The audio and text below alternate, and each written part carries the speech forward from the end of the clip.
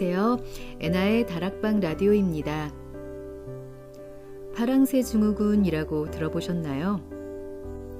현재의 일에는 흥미를 못 느끼면서 미래의 막연한 행복만을 추구하는 병적인 증상을 말하는데요. 동화 파랑새는 저 멀리가 아닌 바로 지금 여기에 그 행복이 있다고 말하죠. 동화 파랑새가 말하는 행복의 정의 그대로 평생 자신이 있는 자리에서 행복을 일구며 살다 간 사람 타샤 튜더의 자전 에세이 행복한 사람 타샤 튜더 오늘 소개해드립니다. 타샤 튜더 모르는 분 별로 없으실 것 같은데요. 미국에서 가장 사랑받는 동화 작가이자 100권이 넘는 그림책을 펴낸 화가인 그녀는 그러한 사회적 성과보다는 자신만의 독특한 라이프 스타일로 더 유명합니다. 미국 버몬트주 시골에서 배틀로 직접 천을 짜 옷을 만들어 입고 염소저주로 요구르트와 치즈를 만들고 장작지 피는 스토브로 음식을 만들어 먹는 등 평생 19세기의 목가적인 삶을 살았는데요. 특히 18세기 영국식 정원으로 손수 꾸민 30만 평에 달하는 그녀의 정원은 전 세계 원예가들이 부러워하는 천상의 화원으로 유명합니다. 동화작가, 화가, 원예가, 자연주의자, 골동품 수집가 등 타샤에게는 수많은 수식어가 따라붙었지만 가장 주목해야 할 것은 다름 아닌 그녀의 삶을 대하는 태도였습니다. 우리 손이 닿는 곳에 행복이 있습니다 라는 이 책의 첫 장에 실린 그녀의 이 한마디가 그녀의 삶을 말해줍니다. 재작년에 타샤 튜더의 삶을 다룬 이야기가 다큐 영화로 개봉되기도 했었는데요. 영화에서 다시 태어나면 어떻게 살고 싶느냐라는 질문에 그녀는 이렇게 대답합니다. 다시 태어나고 싶지 않아. 난 이미 내가 살고 싶은 대로 살았어. 라고 말입니다. 이 책은 제목 그대로 타샤가 자신의 일상과 일상에서 느끼는 행복에 대해 이야기한 자전 에세이인데요. 그녀의 정원과 일상을 촬영했던 사진작가 리처드 브라운의 사진과 타샤의 따뜻한 그림이 함께 실려 있습니다. 그런데 타샤의 그림은 미국의 국민화가 모지스 할머니의 그림과도 닮아 있는데요. 나는 이보다 더 좋은 삶을 알지 못합니다 라고 말했던 모지스 할머니와 바랄 나위 없이 삶이 만족스럽다 라고 말했던 타샤 할머니. 미국인들이 가장 사랑한 이 두 분의 할머니는 삶에 대한 태도 역시 닮아 있었습니다. 지금부터 낭독 시작할 텐데요.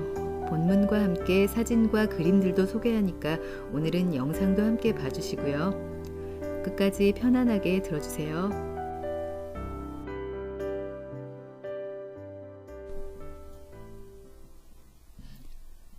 나는 늘 버몬트주에 살고 싶었고 내 방식대로 살기에 여기야말로 안성맞춤한 곳이다. 여기서 맨 처음 한 일은 1000개도 넘는 수선화 구근을 심는 거였다. 겨울에 통행이 불가능해서 배낭에 구근을 담아서 옮겼다. 철쭉은 손수레에 싣고서 30cm도 넘게 쌓인 눈밭을 헤치고 다니며 옮겨왔다.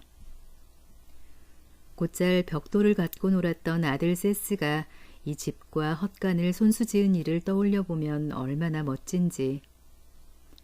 작은 아들 탐이 지붕너를 올려준 일을 제외하면 세스 혼자서 이 집을 다 지었다. 친구 하나가 뉴햄프셔 웹스터에 1740년대에 지어진 집을 소유하고 있었는데 이곳에 오기 전 나는 거기서 살았었다. 난 늘 그 집을 마음에 들어 했고 그래서 이 집이 생겨났다. 땅의 모양새 때문에 방향만 정반대로 해서 그 집을 그대로 베껴 지은 것이다. 우선 헛간을 세웠다. 옆면을 대기 전에 헛간은 배의 뼈대처럼 더할 나위 없이 아름다웠다. 이사온 첫 해 여름 나는 밝은 톤의 새 나무로 지어진 이 헛간에서 살았다. 새들을 데리고 염소우리 한 칸에서 11월까지 지냈다. 우리가 바라는 것은 온전히 마음에 달려 있다. 난 행복이란 마음에 달렸다고 생각한다. 이곳의 모든 것은 내게 만족감을 안겨준다. 내 가정, 내 정원, 내 동물들, 날씨, 버몬트주 할 것 없이 모두. 9살 때 부모님이 이혼하자 나는 집안 친구인 그웬 아줌마와 마이클 아저씨가 그 딸과 사는 집으로 보내졌다. 코네티컷주의 레딩에 사는 그들은 관습에 얽매이지 않는 독특한 가족이었다. 내 어머니는 굉장히 독립심 강한 여성이어서 뉴욕에서 화가로 살고자 했고 어린 나를 데리고는 그렇게 못 산다고 생각했다. 스코틀랜드인 유모손에 자라던 보스턴 내기인 내가 갑자기 자유로운 집안에 던져진 꼴이었다. 그 가족이 당황할 것 같아 성을 밝히지는 않겠지만 초기 뉴 잉글랜드의 명문가였다.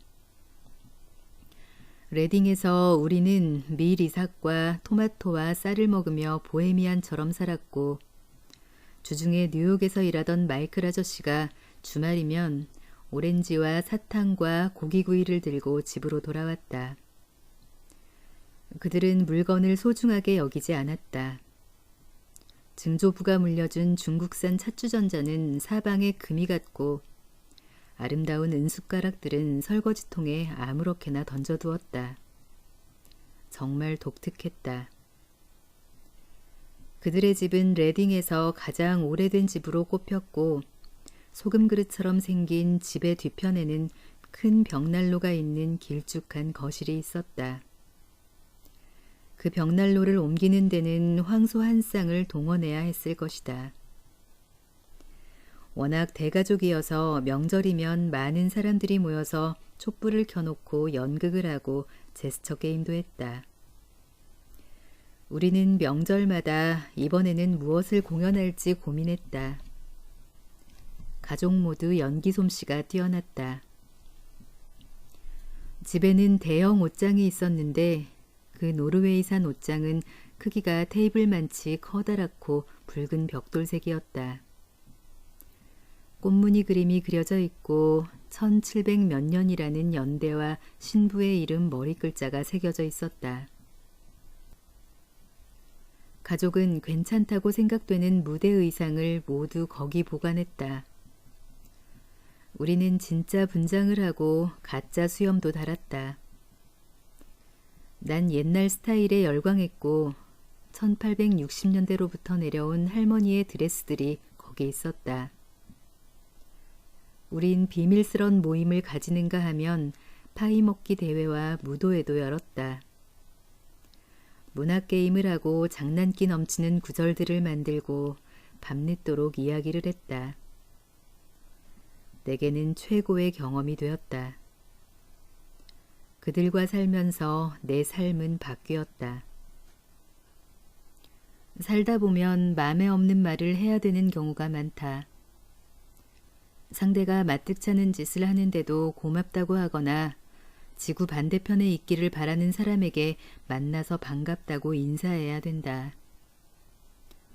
혼자 있으면 완전히 내 모습으로 지낼 수가 있다.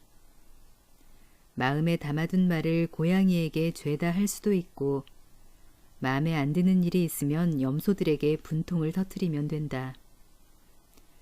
그래도 아무도 안 듣는다. 난 고독을 만끽한다. 이기적일지는 모르지만 그게 뭐 어때서.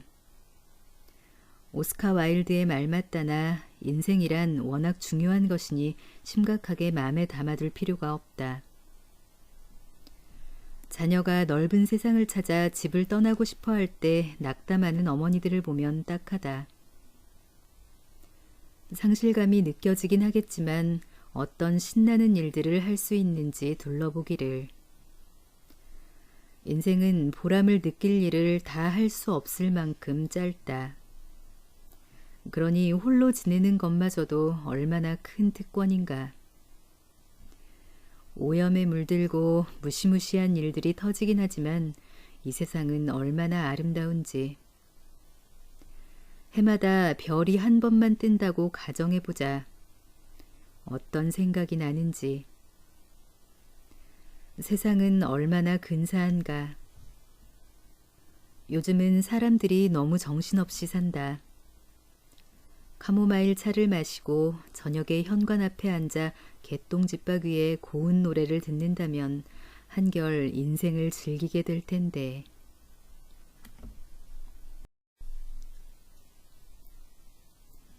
나는 어릴 때부터 정원을 가꾸었고 나보다 먼저 어머니와 할머니도 열심히 화초를 키우던 분들이어서 나는 꽃 속에서 자라났다. 덕분에 꽃들의 모양과 감촉, 민간에서 부르는 이름까지 죄다 알았다. 정원을 가꾸면 헤아릴 수 없는 보상이 쏟아진다.